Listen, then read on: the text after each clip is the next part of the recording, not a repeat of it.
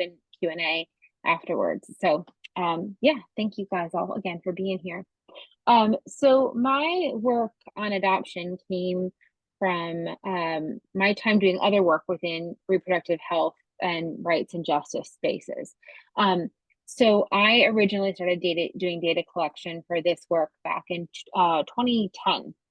When I was in graduate school, I was in Boston at the time, and I was working for an organization called the Alliance on Teen Pregnancy, and we were doing a lot of work around changing Massachusetts state law, and then also some Boston city laws, and in particular the pregnant and parenting student policy for Boston public schools, to make them more supportive for young parents and families led by young parents. So working to make housing more accessible for them, childcare, all the things that they needed in order to actually support their kids. And this was the season that 16 and Pregnant started airing on MTV. And the arc of those early seasons continues to be was really to make teen parenthood look so miserable and stigmatized that it would, sort of magic teenagers into abstinence, I think. And the content creators were overt about this intention and wanting to make teen parenthood look very scary. But there was also a couple on these early seasons that relinquished their daughter for adoption. And they were held up as sort of more mature, better parents for having relinquished their daughter.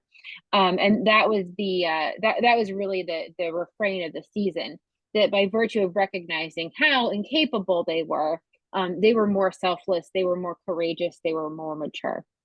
And I'm looking at these young women that I'm working with every day who are fighting so hard just to support their families and to advocate what they need for themselves and their children.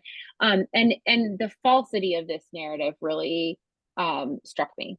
And I had done a lot of research already, kind of looking at these gaps between how we understand things in a social and cultural way, and what lived experience is actually like. So I looked at this particularly around teen parenthood, specifically around abortion access, around infertility, and I wanted to start probing it more around adoption. And this also came from this recurring idea of adoption as a consistent social good and a panacea for all of these other social problems, right? So adoption offers a private solution to all of these things. So if we want to think about abortion access, well, people don't need access to abortion if they can just relinquish their child for adoption. Infertile people don't need access to healthcare or IVF or treatments or education about their own fertility if they should just be adopting. We don't need to actually invest in vulnerable families or poor families or addressing these gaps in our social safety net if these people shouldn't be caring for their children at all. We're just going to transfer their babies from their families to middle class families. And so I wanted to look more deeply at how this system was impacting the people who were living it. So I started doing some data collection in 2010. I did interviews with a couple dozen mothers who had relinquished at the time, including a cohort between 2000 and 2010. So within the last 10 years of that data collection. And then in 2020, I went back and I re-interviewed that cohort from 2000 to 2000, whose adoptions had been between 2000 and 2010. I re-interviewed them in 2020, 10 years later. And then I also did an additional data collection on mothers who had relinquished between 2010 and 2020 to see how the system had changed, if at all. And then I finished the data collection at the end of 2020. I was kind of sitting with these interviews of this data for a while, trying to figure out, not figure out, but trying to piece them all together and put them in conversation with each other. And then the Dobbs oral arguments happened. And Justice Coney Barrett was really reliant in the Dobbs decision on this idea that terminating one's parental rights means that abortion access is unnecessary. And during my time, after I finished graduate school and came out here to California, I had worked at the University of California on a study called the Turnaway Study. And Turnaway looks at what happens to women who are denied access to abortion care. And of course, this is a big study, dozens of papers came out of it. All my colleagues are incredibly brilliant and thoughtful, and looking at the impact for people who showed up at the clinic on a given day to get the abortions that they wanted and were denied access to care. because they were over the gestational limit of either the clinic where they were seeking care or the state in which they were seeking care. It was a national study. And we followed them in that study for 5 years to look at the impact that that had on their relationships, on their parenting, on their physical health, on their mental and emotional and psychological health and well-being, on their financial stability. Of course, they gave me the adoption part. I kind of carved out the adoption part to look at the women who relinquished after being denied abortion care. And what we found was that of the women who give birth, because they are denied access to abortions, 91% of them end up parenting. Only 9% relinquish their children for adoption. So this idea that adoption presents a meaningful alternative to abortion access is just not true. That's not how people are making decisions. But at the same time, that 9%, well, it's a really small proportion of the overall number of people that were denied abortion. That 9% is astronomical when you compare it to the 0.5% of all births that are relinquished. So it shows that even though abortion denial is going to lead to far, far more people parenting children that they didn't intend to parent at the time, at a timing or at a circumstance that they didn't choose to parent, than it is going to lead to adoptions. When you constrain people's choices, right? When you make adoption inaccessible, when you make parenting feel untenable or out of reach for people, then you can increase the number of adoptions.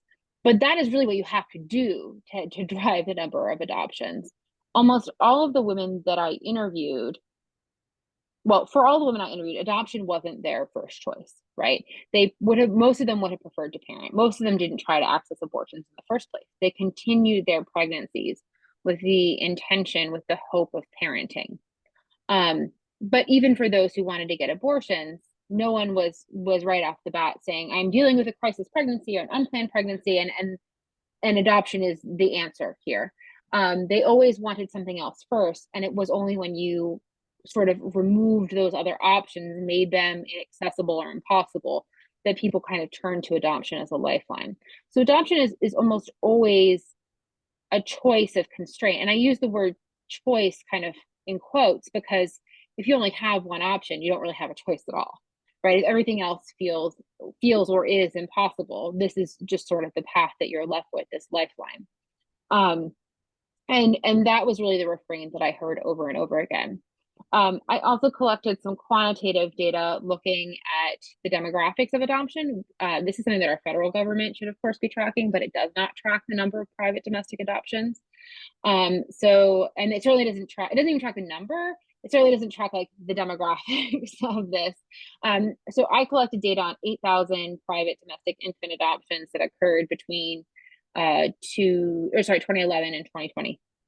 And found that the majority, so almost, I think about, so many numbers floating around my head, I think it's over 60% of the relinquishing mothers had less than $5,000 of annual personal income. So this is really a system that's fueled by poverty, right? And adoption is consistently the transfer of children from families with less means, with less power, to families with more. It's also important to understand how this is a market-driven system. So we think of another common myth about adoption that we have is that there are so many children, there are so many babies out there that need homes. In fact, we have up to 45 waiting families for every infant that's available within the private adoption system. So you have very, very, very high demand for babies, and you have very low supply of babies. And in this space, you have agencies and attorneys, some of whom are for-profit agencies that are obviously driven to generate more supply of children. And it's uncomfortable to talk about this in market forces because, of course, we're talking about human beings. But it is also important to use these words to understand the way that these market forces shape the system. And you even when you have for-profit agencies need to complete a certain number of adoptions per year in order to maintain their existence as an organization. And so you have had a lot of agencies in the last 10 years, smaller adoption agencies that are simply closing their doors. There aren't enough babies available for them to continue this work. You have one of the largest adoption agencies in the country is Bethany Christian Services. They closed their private domestic adoption program to applicants that we don't have enough babies to meet this demand.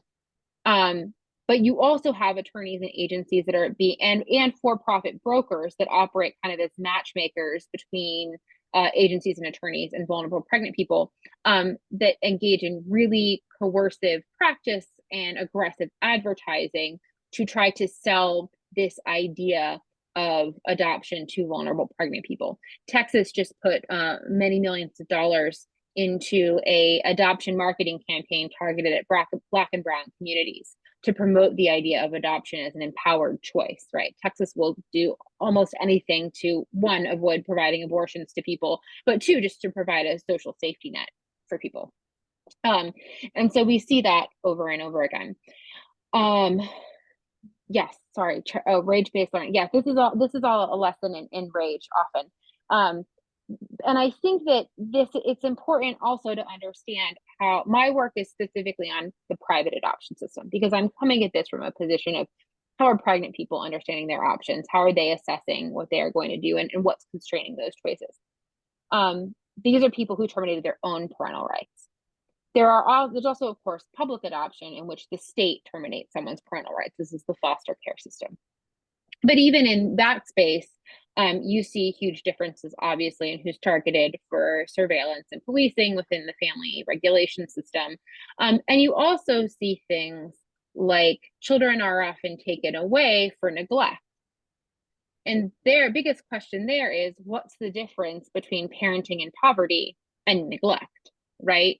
Children are removed because there's not enough food in the house. Children are removed because the apartment has a black mold infestation, because that's the rent that the parents can afford.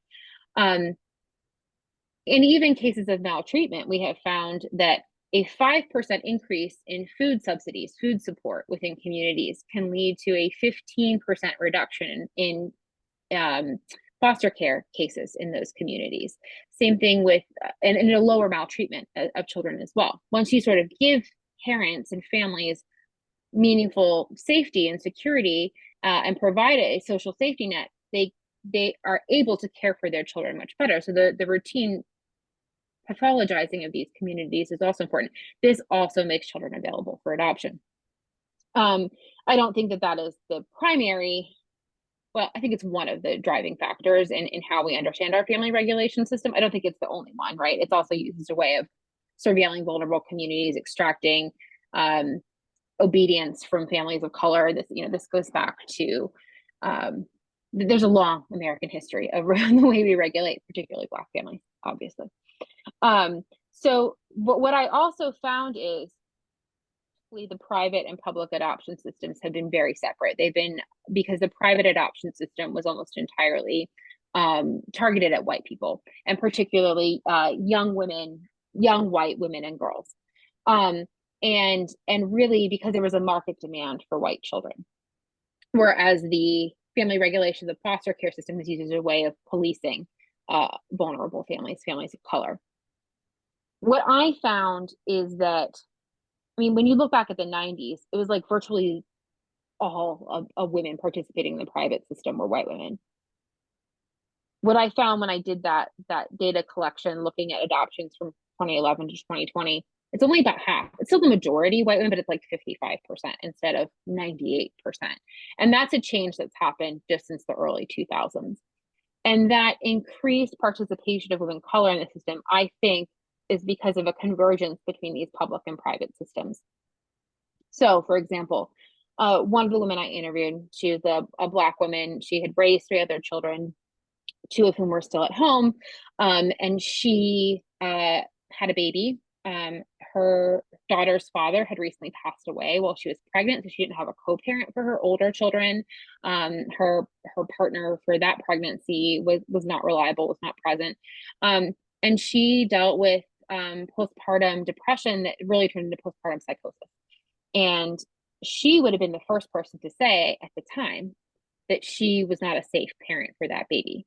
And I include her story because it is really uncomfortable to read, right? And she understands that she couldn't care well for the baby at that time.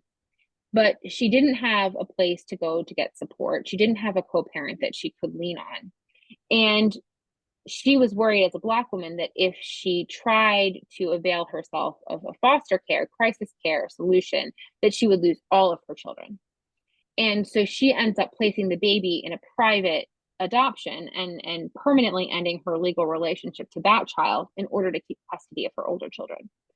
So that's one way that you see this threat of the family regulation system feeding children into the private system.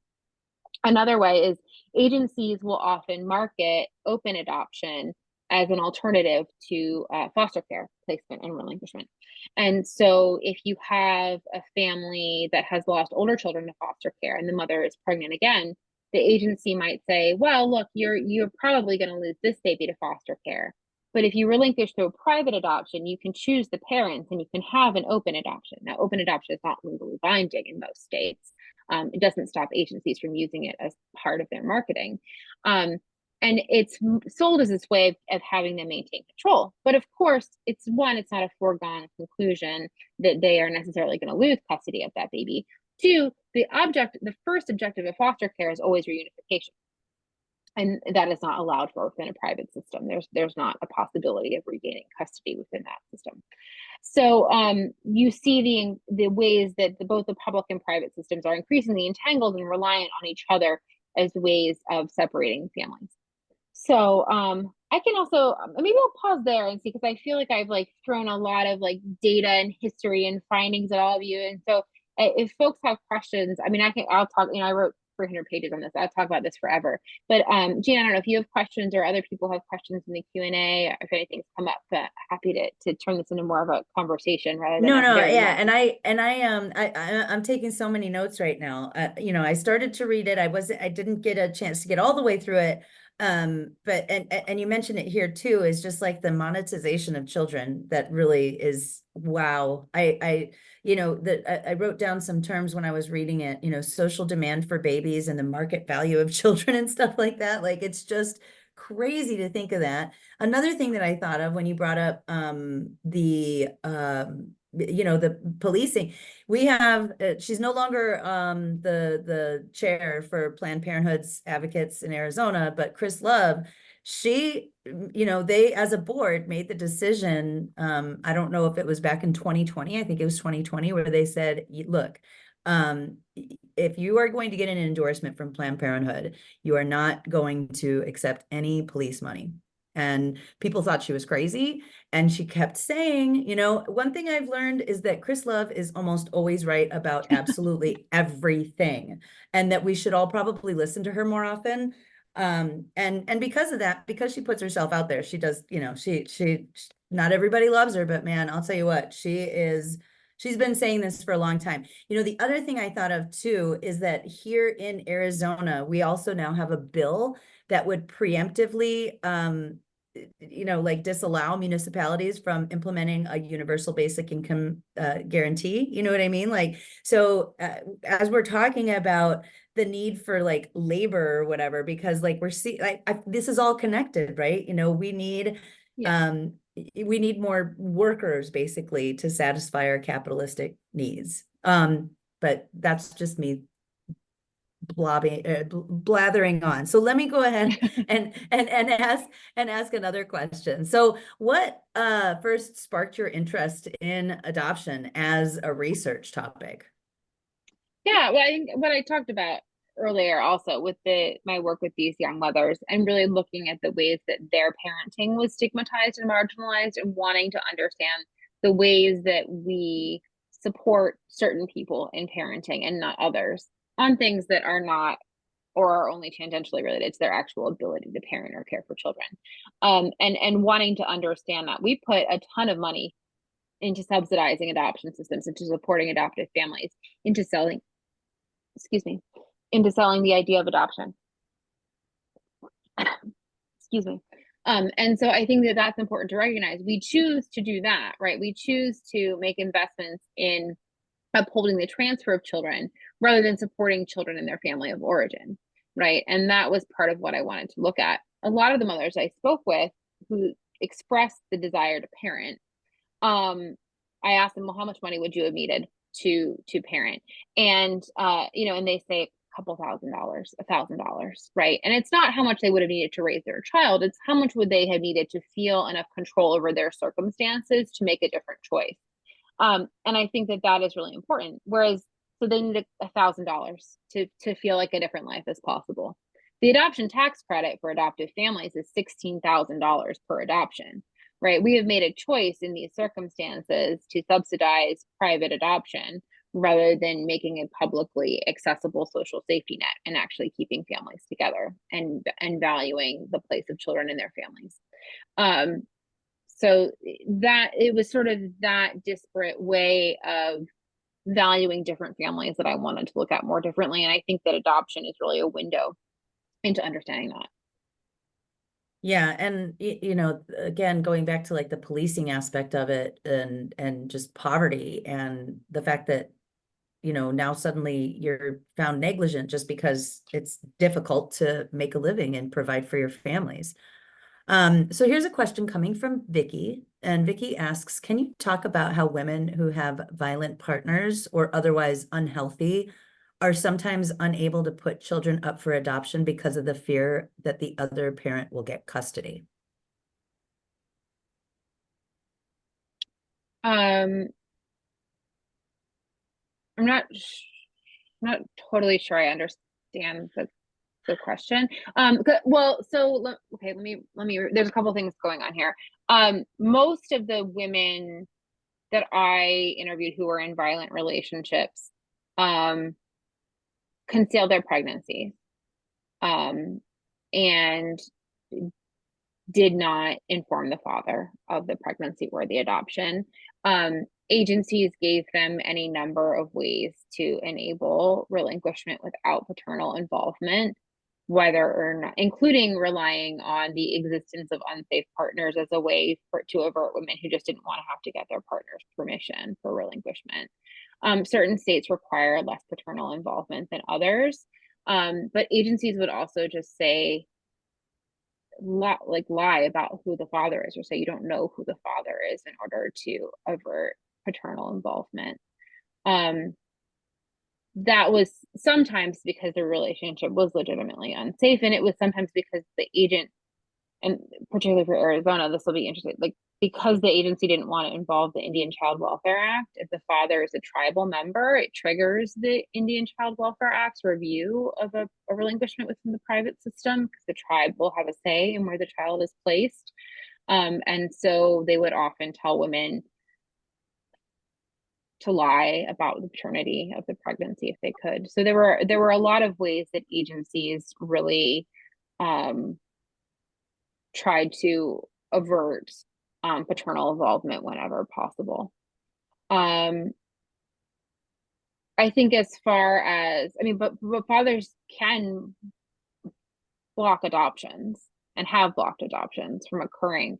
All of the women I spoke with did relinquish, right? So that didn't come up for any of them. Most of them tried to avoid their partner, not because he was unsafe, but because they knew that he would block the adoption as a way of controlling them, which is another form of lack of safety, of course, right?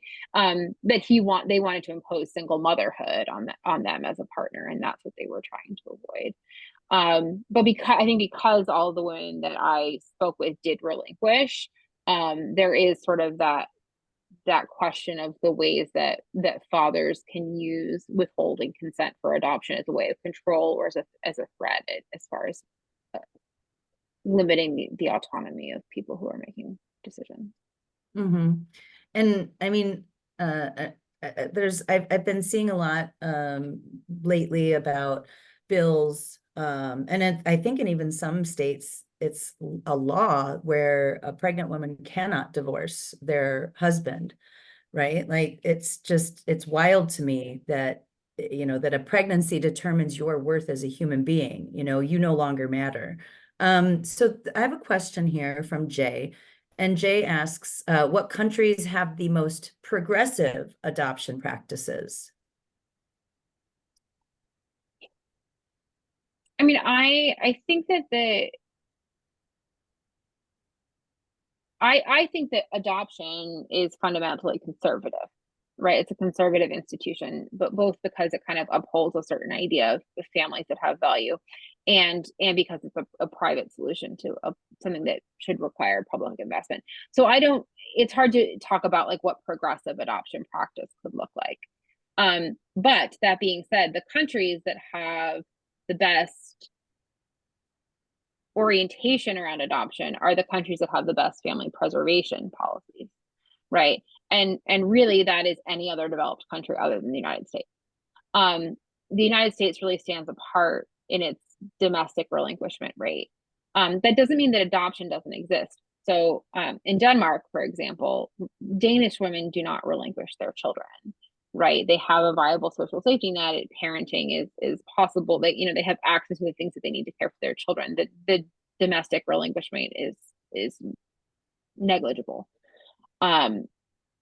In Iceland, there was like one domestic adoption last year. They have a lot fewer people than we do, but it just doesn't exist in the same way for people who live in countries that have more durable access to public safety nets.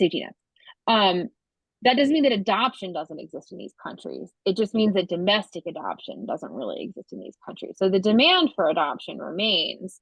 Most adoption is just international adoption. It's the importing of children from foreign countries into these countries because the demand doesn't necessarily go away.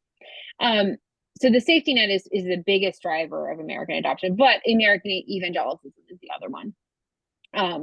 And the ways that conservative religions have always shaped the practice of adoption. It used to be overwhelmingly Catholic. The LDS Church had a brief but pronounced moment of glory in shaping American adoption. They moved away from it pretty quickly after they were no longer allowed to discriminate against same-sex couples. But the evangelical church really shapes a lot of the practice of adoption and a lot of the market demand for adoption. So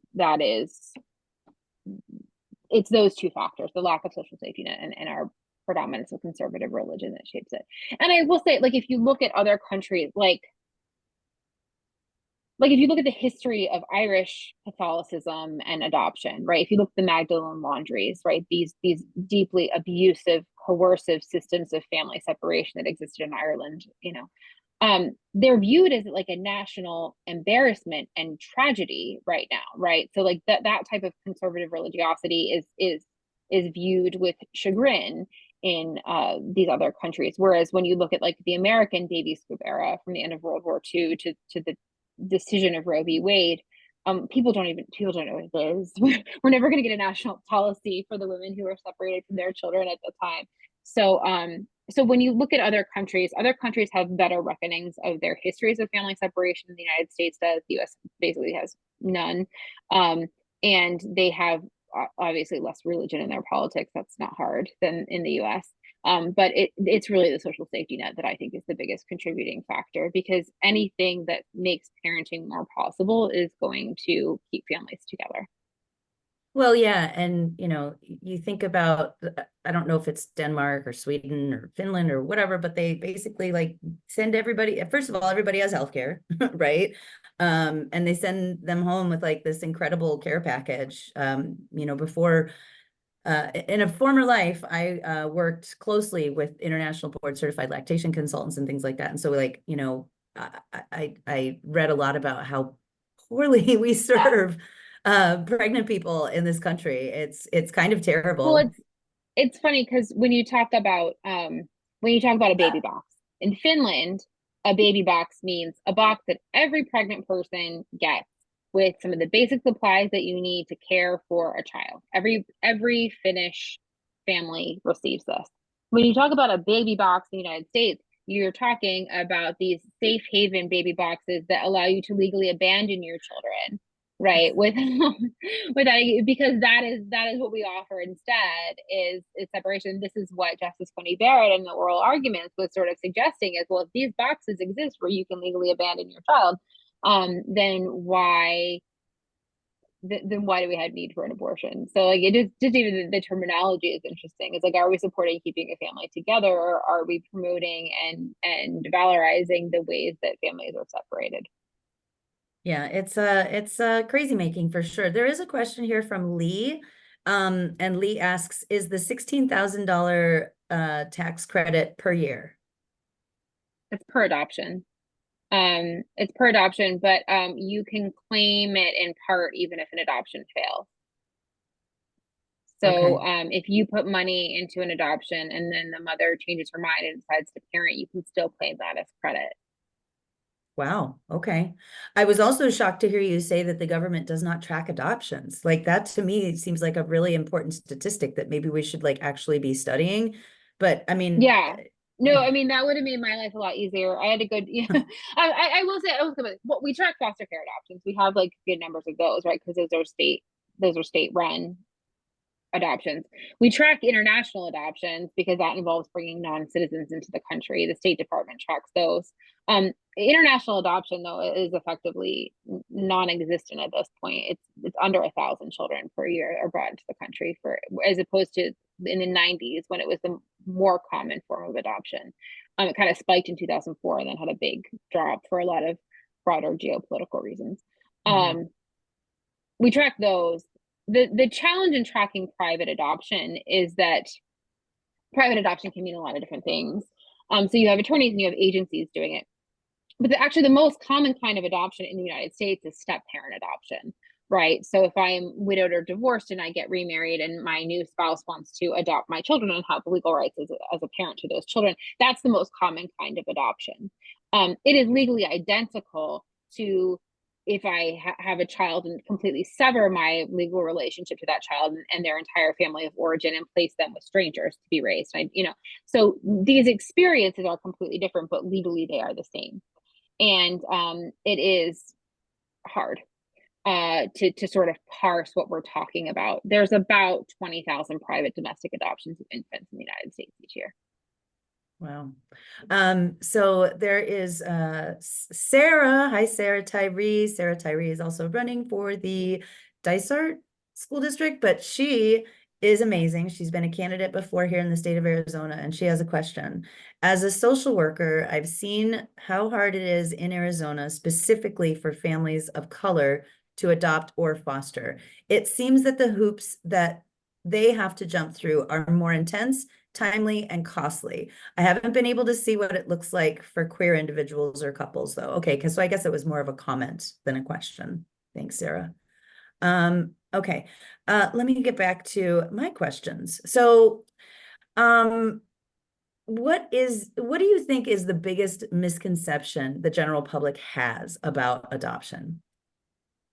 I mean, I think that all of the ways that we understand adoption to be a good and necessary thing are the biggest challenge in sort of countering who adoption actually serves, right?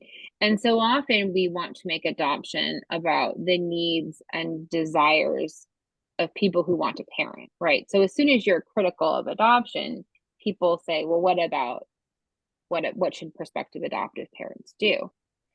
And if adoption is supposed to be about finding homes for children who need them and not about sourcing children for parents who want them, then the desires of the parents, the prospective adoptive parents, really shouldn't matter, right? If this is actually about ensuring that children, a system that's designed to ensure that children have stability and permanency where they need it, then I think that that is one of the biggest misconceptions that we have, is allowing the system and the conversation to be shaped by the desires and the needs of adoptive parents. And in 2020, so it was during the Trump administration, I was on a call with the Department of Health and Human Services, and there was the whole conversation was really like, oh, our domestic adoption rate is going down. Like, what can we do to increase the numbers of domestic adoption? The domestic adoption rate going down is a good thing if it means that people are better able to plan their pregnancies, are better able to care for the children that they give birth to, and are better able to meet the needs of the children. There's nothing inherently good about having a certain number of adoptions. And in fact, I think that there is something intrinsically good about having a low adoption rate that means that we are keeping families together and allowing people greater control over reproductive autonomy and their ability to care for kids. So I think that the biggest myth, the biggest misconception is just this idea that we're constantly rooting our ideas about adoption in the desires of adults, rather than the needs of children, and particularly in the understanding of adoption as this beautiful family building system, rather than looking at the people who are most impacted.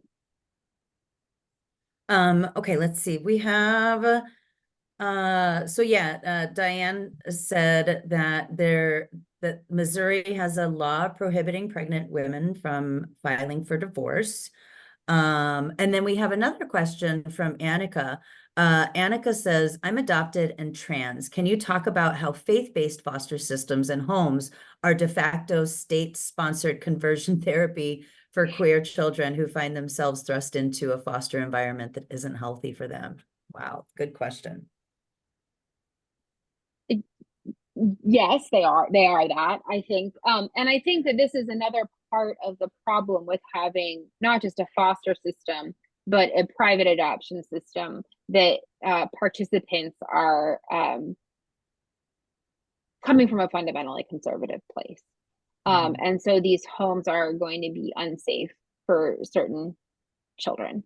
But it also means, what was interesting for me is that some of the mothers I interviewed had very conservative upbringings. They moved away from that conservatism after the adoption because the trauma of the relinquishment brought false all of these ideas that they had grown up with, right? But because they were in a conservative place at the time of the adoption, they chose conservative parents for their child, right? Because that was a values alignment at the time. So now they have moved to a more critical understanding, and sometimes radically so, and their children are being brought up in spaces that are far more conservative. So it creates an additional divide. And yes, there was one mother I spoke with whose son was neurodivergent, and he was being raised by pretty conservative parents who didn't really know how to connect with him, and she was very critical of how they were raising him. One parent whose daughter was queer and was struggling with her own identity in this conservative place, and luckily she was able to have a good enough relationship with her that she could basically just say, like, let's hang on until you're 18, let's hang on until you're 18, and I'm always going to be here, and you are always welcome to be who you need to be in my house, right? And I think that when you have a system, and I live in San Francisco, right? The adoptive families that I know, that I see in my community, are same-sex couples, are gay couples. And so we forget that this is an industry that is fundamentally shaped by the desires of people who are religious, coming from religious conservative spaces, and that's driving their desire to adopt. Yeah. So they're having a discussion here. Turns out I know a lot more people who are adopted than I thought. Because Matt said, I'm adopted, and growing up, that caused me a ton of psychological issues regarding self-worth and abandonment. And then he asks, is that something common in adopted children? And do parents who put their kids up for adoption have similar traumas? Yes. Yes, there's the trauma abounds in this. And some of this is inherent in separation, right? But some of it is also our particular cultural narratives around adoption. Your mother loved you so much, she gave you away so that you could have a better life. I mean, that's a really common refrain, that adoption is the ultimate expression of selfless love, that separating yourself from someone is the ultimate way that you express love. And I think that a lot of adopted people hear that and internalize it in their own relationships, their own connections, and in their understanding of who their parents are and what that works, how that plays out. And so I think that is very problematic. I mean, adoptees seek counseling and therapy about twice as much as people who aren't adopted, who are in similar circumstances. Adoption is the number one driver of why they seek therapy. Adoptees are also at increased physical risk. because they don't know their own medical history, so it can delay diagnoses. It's sometimes hard to know how to interpret certain challenges that people are facing psychologically, mentally, physically, when you don't have that medical history context. So adopted people are made vulnerable by their adoptions in a lot of ways. The trauma of relinquishing mothers is also profound, and I think something that we don't reckon with. I will also say that the mothers I spoke with, yes, they were traumatized for sure, but they were willing to live with a lot of their own pain if they believed that adoption was serving their child well, right? So they would say, I can hold this grief. I can get through it if my child is having the life I wanted for them in the adoption. But as soon as they saw that the child was struggling with either being adopted or struggling with their place in their adoptive family, that's when they would be like, well, then what is this all for? Right? Then who is this actually? I was told that this is going to be the best life for my child, and I'm willing to put myself through that grief and mourning and trauma if that is the case. But as soon as that wasn't what they saw with their child, they were done with the whole system. Yeah. Actually, my best friend, when she was a teenager, gave her, they were Seventh-day Adventist, of course, right? And so 16 or 17 years old, she actually gave her baby up for adoption. She seems very like I feel like she doesn't have a lot of trauma from that, but I also didn't meet her until like 15 years after that happened. You know what I mean? So here's another question. Farrell says, can you speak to the prevalence of adoptees getting into abusive interpersonal relationships? I mean, is that a thing? I want to be clear, like my research is on relinquishing mothers and not adopted people. I want my work to include there's a little bit of an arbitrary distinction here. There's a limit to which mother stories are not also about their children. And there is also a need to be accountable to adoptees, but I haven't probed the research around adoptees specifically, so I don't want to get out of my lane and speak to that too much. I do talk a little bit about the impact of adoption on adopted people in the book because it's an important part of how the mothers I spoke with understood their experiences. But I don't want to go too deeply in there because that's just not what my data collection was on. There, yeah. Let's see. Oh, I think these are more comments than questions coming up. Matt's saying, I don't know my birth family at all. I only know that I was a result of an affair and my father was married to someone other than my mother. Yeah. Annika says, I sometimes wish I hadn't met my birth family. I'll tell you what, that is a whole other thing too with 23andMe.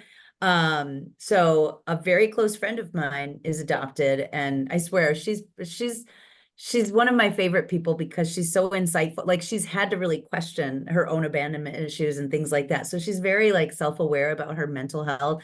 And she helps me sometimes get on the right path with my mental health as well.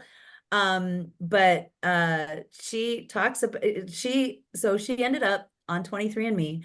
She because she's adopted and she knows she's adopted. She was left in a shopping cart in a grocery like store parking lot in the Midwest. So that story alone, could you imagine how traumatizing that is? Like if that's your story, that's your origin story, like wow. So when she ended up, reaching out to or somebody found her, somebody said, oh, wow, we have a pretty strong match here. And so she started asking questions, and it turned out that it was actually her birth mother's sister.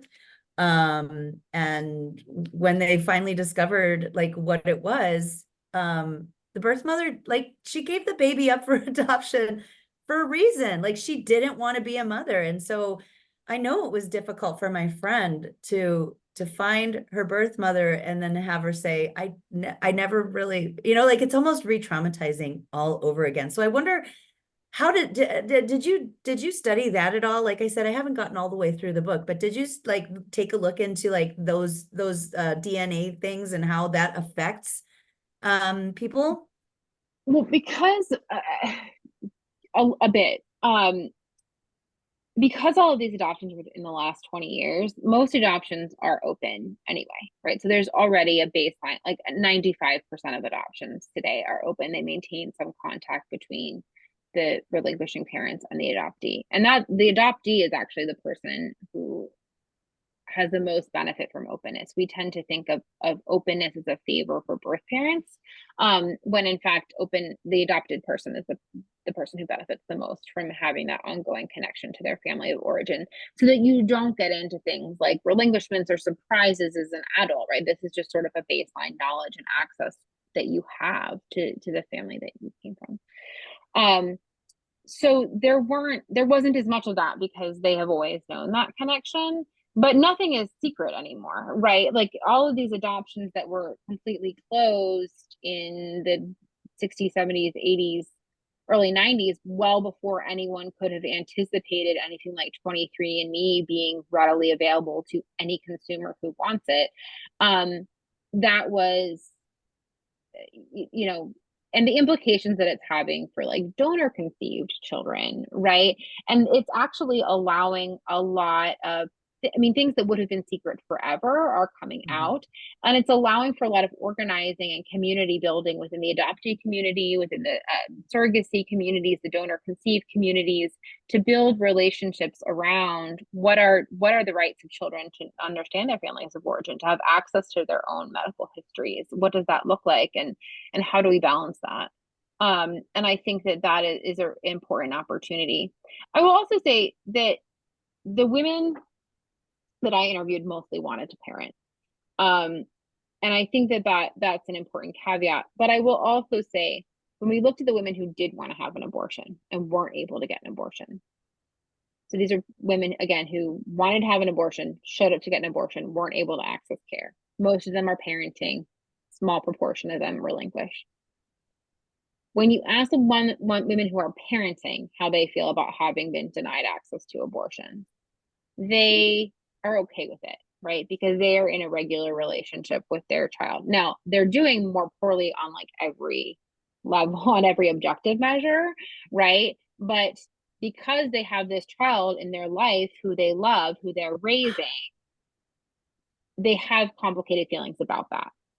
When you ask the mothers to relinquish whether or how they feel about being denied an abortion, they were far more likely to report still regretting not being able to get their abortion. And I think that is a really important complication, that we have a stigmas are everywhere, but we particularly, we have a stigma around allowing parents to have complicated feelings about their relationship to their children, right? And it's very rare for you to find a parent who will say, I regret having this child, right? And that is sort of the underlying complication here. But that's getting a little bit tangential, so I don't want to go too far. But I think that that's the other complicating thing, is understanding how much do women feel obligated to want to conform to certain ideas of what maternity means and what their relationship with their children should be, whether or not they are rearing them. So. Yeah, I mean, I say it all the time to people younger than me, like, I love my children. I absolutely do. They're fantastic. And my daughter just made me a grandmother, so yay. But also don't have them because they're very expensive. Like it's okay to say that. I feel like we don't have to. Let's see. Okay, a few different comments here. Let's see. Question from Farrell. Can you say more about the trauma of mothers who relinquish? Yeah, I mean, most of them felt like this was this wasn't a choice they wanted to make. They didn't feel like this wasn't made from a position of empowered autonomy. This was something that was sold to them in a certain way, as being good for them and being good for their child, and failed to live up to that. That was traumatic. The separation from their child was traumatic. It wasn't what they wanted. The lack of informed consent, the lack of legally informed consent was really traumatic to them. They all experienced like a really intense time of grief.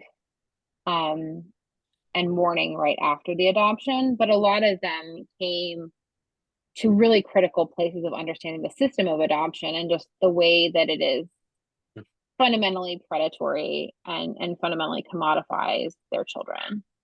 That's the part that when I like I that's the part that really struck a chord with me was the monetization of human beings. And I mean, I guess we shouldn't be surprised. And Annika says here, adoption is continuing colonialism against indigenous children who have their past erased by their adoptive parents. She goes on to say, I have a friend who's Yaqui, a native tribe here, and she feels like her adoption erased her roots and culture from her life. Or, like so many people that I know who are adopted were adopted by fundamentalist Christians, and I'm sure that for them, like the adoption was like, we're gonna save these little souls or whatever. But I mean, my friends who are adopted could provide the down payment for a shrink's summer home. You know what I mean? Like Yeah. they've spent so much time and money on therapy. Well, and like particularly around Native children, right? Like the Indian Adoption Project came directly out of the end of Indian boarding schools, right? And then that fed directly into the Indian Child Welfare Act, and which has been continually challenged and continues to be. I mean, it's just had its most existential threat last year, right? This idea that white people and white families have the right to Native children, that this is good for Native children, that this is going to help them assimilate, right?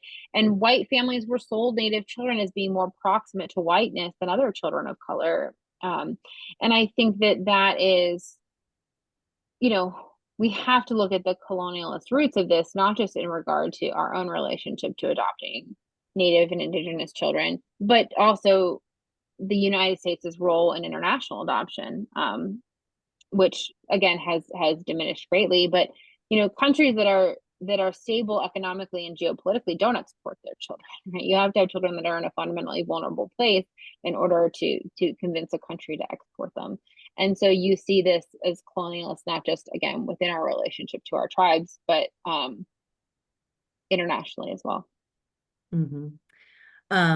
I saw a speaker, this is years ago. I think his name's Sean Martin. He's a Navajo ultra marathon runner, and he shares the story. I think that's his name. He shares the story of his father being removed from their Navajo home in Arizona. And he was a runner, so he ran back 5 times. After the 5th time, they finally were like, okay, we're not gonna send you to the boarding school anymore. But yeah, it is wild. And we are at 12:56. So is there anything that you'd like to really leave us with? First of all, I encourage everybody to get this book. Gretchen was kind enough to give me an advance copy, and I'm so into it. So I definitely recommend that you get this book. But what would you, kind of like to let us, what's your big takeaway for today? Well, I would echo your encouragement of reading the book. I think I said almost everything that I need to say in there. But I would also encourage folks who are active on social media to connect with adoptee organizing that's happening on Twitter, Instagram, TikTok. There's a lot of adoptee voices out there that are doing really important, necessary critiques of the system, of bringing to light the way that adoption has impacted them as adopted people. And really building coalitions with foster impacted people, adoptees, like I said, surrogacy born children, donor conceived children, and really trying to upend this whole system and make sure that people are actually accountable to those who have been most impacted by these. So I cite a lot of these activists in the book in that last chapter when it talks about movement building, and they're all online, and I would encourage folks to make connections there too. I think it's a really exciting conversation happening. So. Very cool. Yeah, we were just at the Tucson Festival of Books last month, and there Yes, was yeah, they had the adoptee panel. Yeah. actually that might have been where I saw something about you, but I knew the second that I read something about you, I was like, oh my gosh, we have to get her to talk about this because it sounds like really important work. So thank you so much for that. And okay, so the other thing that I do on Fridays, because like this is kind of a depressing discussion. Most of our discussions are kind of depressing. So, you know, is there something through your work or even outside of your work that gives you hope when you are dealing and researching such very heavy topics? Oh, well, I mean, I think the organizing that I see happening, I think that, we're at a moment where people who are impacted in these spaces, a generation ago, they wouldn't have been able to find each other. And now they can. They can make these connections online. And I find that really hopeful. I think this is a really key moment for that. So that gives me a lot of hope. Yeah, I mean, social media is all of the things, but it is nice every once in a while where you can find your people online and identify with them in whatever way. So, well, thank you so much, Gretchen Sisson. Again, her book is called Relinquished, and everybody should go out and buy a copy right now. I'm so grateful to you and the work that you do, and I think this is a really important story and an important topic. So thank you so much. Of course. Thank you guys. Thanks for having me. Appreciate it. All right, everybody. Till next time, see y'all later. Have a great week. Bye.